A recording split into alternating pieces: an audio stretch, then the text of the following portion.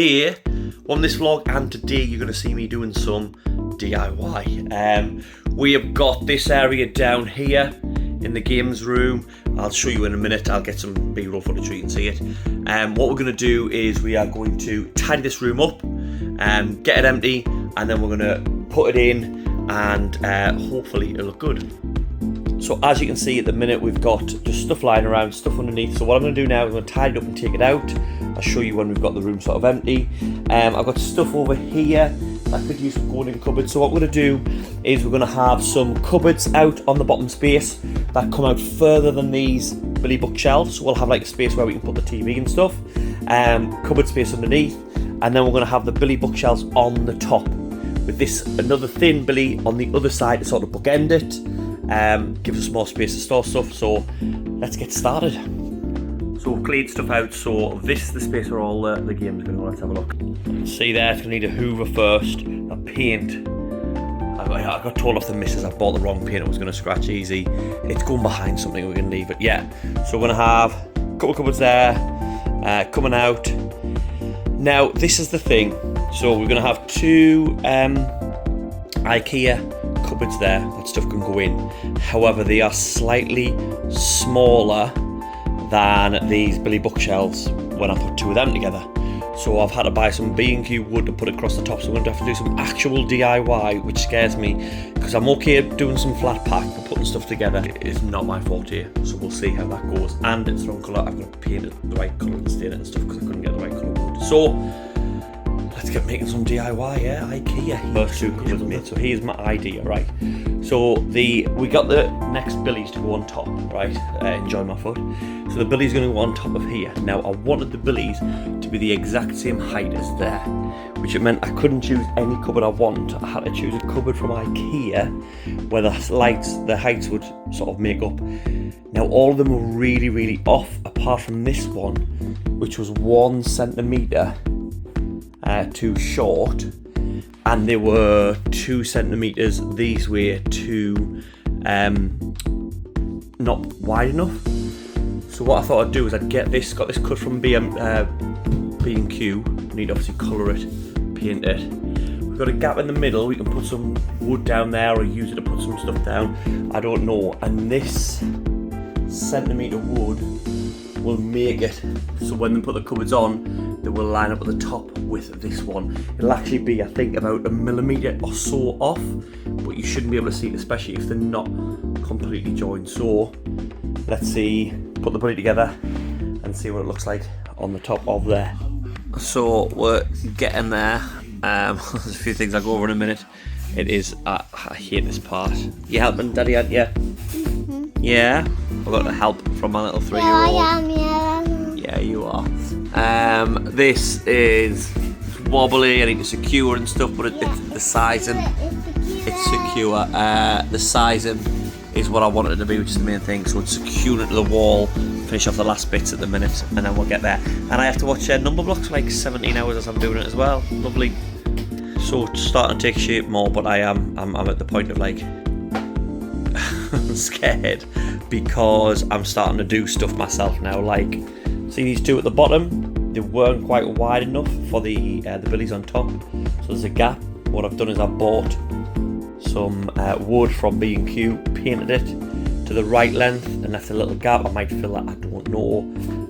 I've drilled it into there. That was supposed to be under there, but I didn't measure, so that's how good I am at DIY. Now with these, this one here is very wobbly. I'll show you it. Okay, because it's supposed to have the base on like this, but I'm going to have a CRT here, so I can't. What I'm thinking is under this one, because normally there should be a base plate here, and that'll keep it sturdy as well. I'm going to put like a PlayStation 1, some consoles under there. That'll run through to the CRT there. Just someone sitting on the floor behind us. That'll get an hour. So yeah. So next bit, I'm going to put the extenders on. Because I bought the smaller ones, they don't even have the holes for the extenders, so I'm going to have to drill them in. So they're gonna that's stressing us out. Let's come back when I've got them all and I've got them anchored to the walls and all that. Wish me luck. So we've got sorted here. Got the stuff on. got it anchored to the wall and everything. And then I'm so crap at this vlog stuff, I forgot to like start filming before I started to arrange shelves and put stuff on and things like that. I don't know what we're going to do. This is the complicated part where it takes ages, where you think where you're going to put stuff, where's stuff going to lie. You need to leave yourself space to grow. And the only thing missing is the extender here. They didn't have any in stock, so we're waiting for one of those to come in, and didn't have any small shelves, so there will be sort of more space in there. We're gonna try and move around, see what we can do. Let's just go to that bit. You don't want to watch me mess stuff around with stuff, do you? Let's have a look. So here we are, and we've finally got it done. The stress is done. The amount of time of rearranging games alphabetically is done. And it looks pretty awesome, I do say so myself. But this side of the room, which is sort of the room side that I already had, I've always thought is like CEX. I'm going for a full PS2 collection. I'm going for a full Xbox 360 collection. Obviously drop me a follow if you want to watch me work towards those. So obviously I've got a lot of games and it looks very CEX. But obviously I had to keep my game somewhere.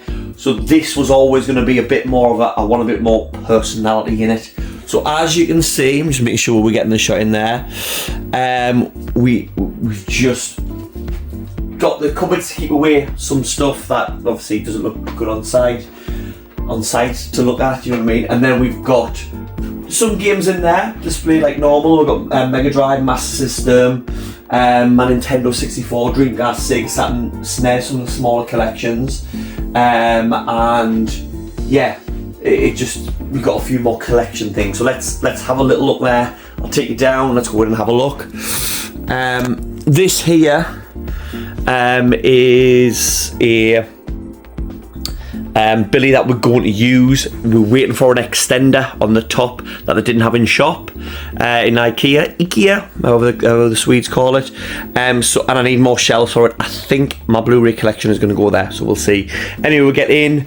At the bottom we've got this nice, well, we've got the drawers, the shelves, which we've got like stuff hidden in, extra consoles, stuff to test, all that jazz. Don't need look in there. But under here you've got a nice little PS2, so I've got my PS2 and 1 games there. N64, because it's a nightmare to connect up to my upscaler and stuff. So we've got it there because the leads run through the back and it connects over to the CRT, which obviously got for the light gun games and stuff. I've been able to display more stuff here as well, with us taking stuff off there. Answer in the comments, do you know what this game is?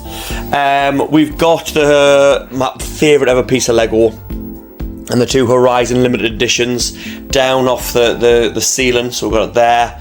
We've got the Lego NES with my NES games behind it. We've got the Lego Green Hill Zone with the games that got me into gaming. How much depth these lads have got me. Oh, vibrating there.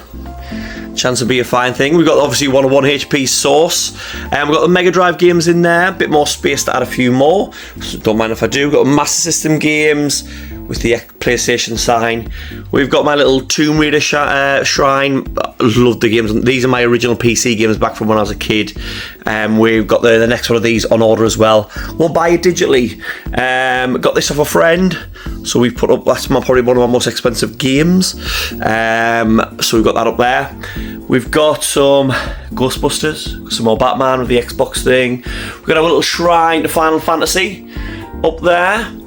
We've got the Halo 3 Legendary Edition with the Truth. Is it the something of Truth? Prophet of Truth? I don't know, from Halo 3. And then this one here, we've got a Game Boy Color with Pokemon Blue. I've got just a spare. We had some space here. I wasn't sure what to put.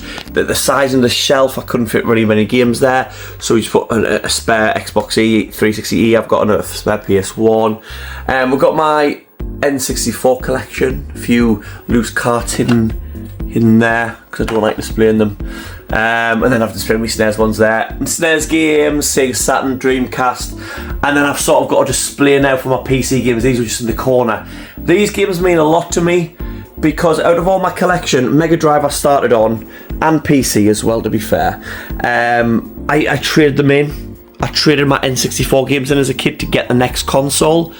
However, these are my original PC games back from when I was a kid. Any classics you can see in there. There's a few stacked as well to raise the other ones. I just couldn't display them all. I've put some of my favourite at the front there. Love a bit of Tex Murphy. Who remembers the Tex Murphy adventures? So it means I've got consoles up here.